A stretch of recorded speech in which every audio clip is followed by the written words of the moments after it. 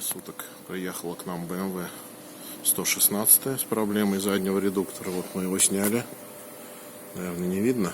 Вот привода болтаются уже. Редуктор разобрали. Какие мы обнаружили в нем проблемы? Вот подшипники уже поменяли.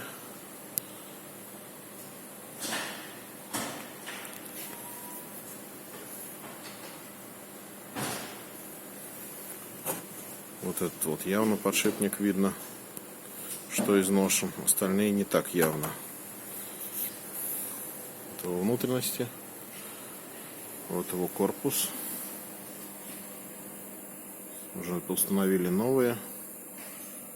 Сальник тоже новый поставили. Сейчас будем собирать. Надеюсь, гул после этого пройдет. Катайтесь, не ломайтесь.